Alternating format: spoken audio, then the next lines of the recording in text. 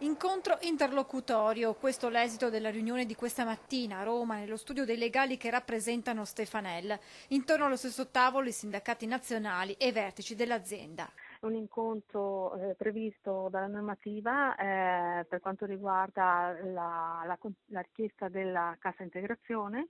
E la procedura prevede appunto un incontro con le organizzazioni sindacali a livello nazionale, perché questa cassa integrazione interessa lavoratori che lavorano presso negozi siti in più regioni, e l'azienda in questo incontro non ha presentato però ulteriori elementi utili per fare un'analisi della situazione. Rimangono dunque ancora molti aspetti da chiarire sulla delicata situazione che sta vivendo l'azienda di Ponte di Piave, che ha tempo fino al 15 aprile per presentare un programma di rilancio aziendale che eviti lo spettro del fallimento dopo l'approvazione del concordato preventivo in bianco da parte del Tribunale. Lo storico marchio del tessile qualche settimana fa aveva avanzato la richiesta di cassa integrazione a rotazione per 244 dipendenti su 253 in tutta Italia.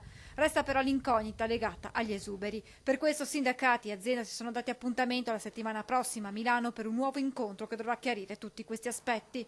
Intanto anche la Regione Veneto guarda con apprensione agli sviluppi futuri. Oggi si fa fatica a tornare indietro ad essere competitivi con altri territori che se ci battiamo sul prezzo ovviamente ci vedono perdenti. Stefanel deve dirci che cosa vuole fare, perché resta un'azienda veneta e noi vogliamo che resti qui.